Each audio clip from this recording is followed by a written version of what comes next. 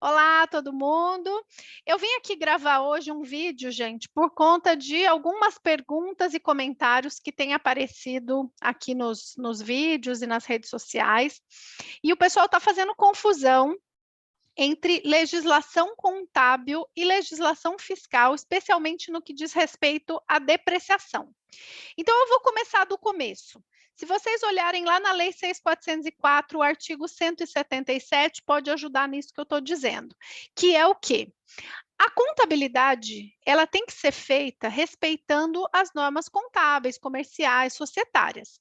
Então, se por acaso alguma norma específica, algum órgão regulador, algum outro ente que tem direito de te cobrar alguma coisa, pedir para que você faça algo diferentemente do que está na norma contábil, isso vai ter que ser feito em registros auxiliares. É por isso que a gente tem o LALUR, é por isso que a gente tem os ajustes ao lucro real de adições e exclusões, porque nem sempre a norma fiscal tributa as coisas do mesmo jeito que elas estão na contabilidade. Então, tem que tomar cuidado para a gente não inverter a ordem do negócio. A contabilidade não tem que se submeter às regras fiscais. É o fisco, a norma fiscal, que utiliza como ponto de partida os registros contábeis. E aí, quando tiver algo que a gente precisa tratar diferente, isso vai ser feito num ajuste, tá bom? Essa é a lógica geral. Vamos trazer isso para a contabilidade. Vamos trazer isso para a depreciação, desculpa. Quando a gente fala de depreciação, o que é a depreciação para fins contábeis, para fins do que vai ficar registrado no balanço, na demonstração de resultado da empresa? A depreciação é o reconhecimento da perda de valor de um bem do ativo imobilizado que acontece por uso, obsolescência ou ação da natureza.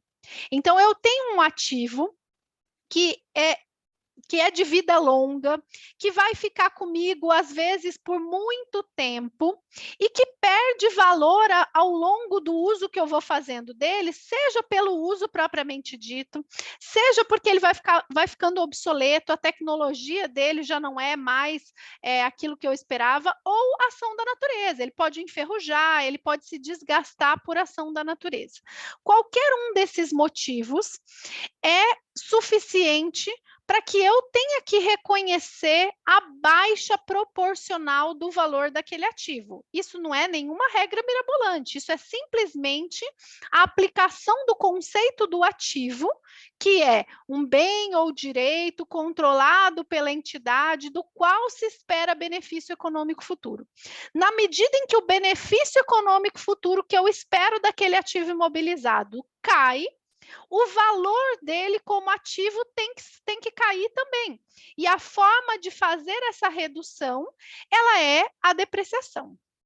E que normalmente vai ser feita como? Faz uma conta redutora no ativo, onde eu credito esse valor, então diminuindo o valor original daquele imobilizado, em contrapartida da despesa ou de custo, se a gente estiver falando da construção de algo, de industrialização de algum produto, mas não é esse o meu ponto aqui.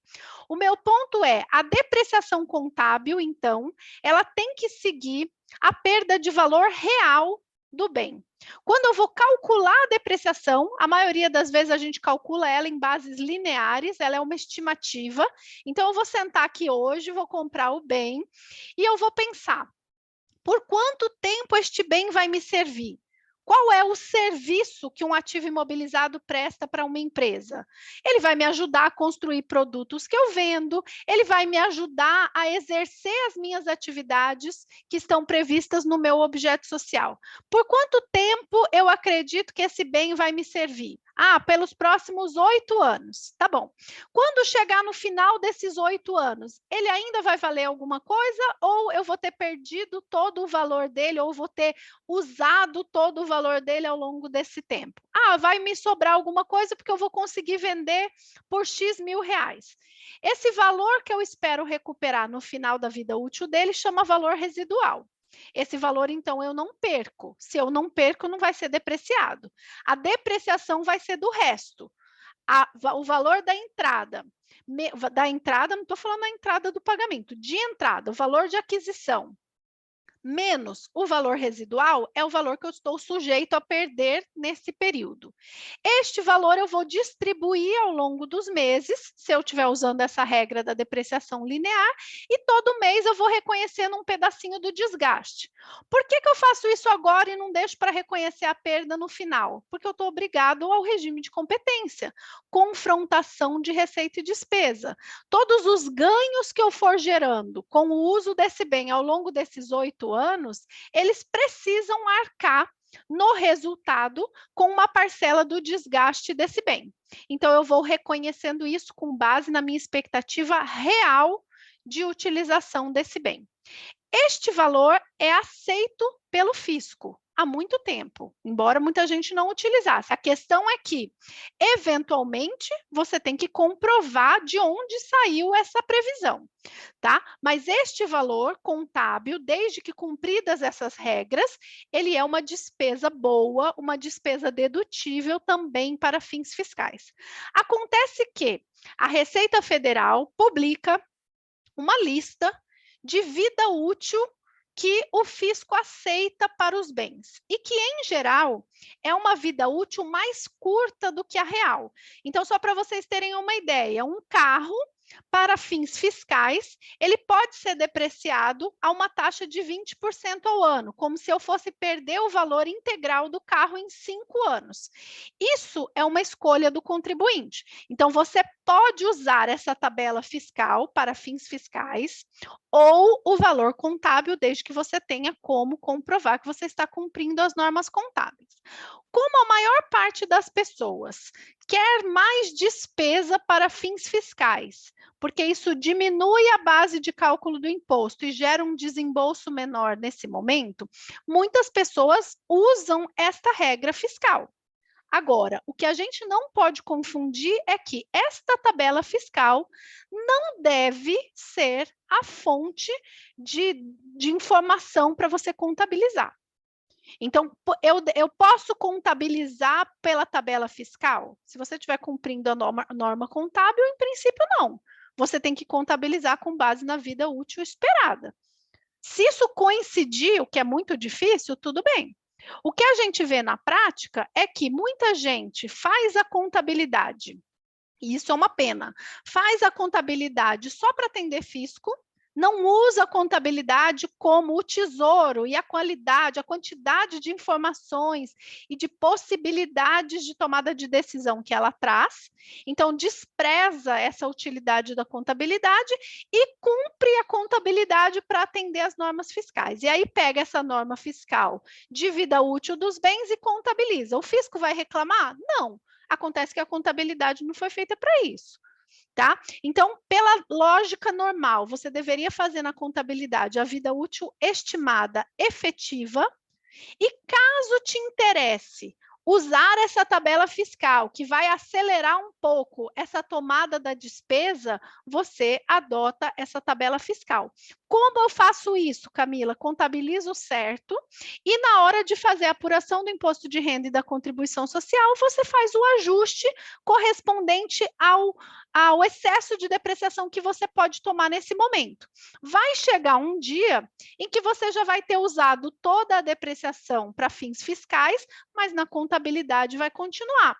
Vamos usar um exemplo aqui para tentar clarear para vocês. Eu tenho um bem de 100 mil que o fisco aceita eu depreciar em 2 anos, só para facilitar a conta. E na contabilidade eu vou fazer isso em 5 anos, tudo bem? Aguenta aí que eu vou abrir um Excel, que eu acho que pode facilitar a vida de nós todos aqui.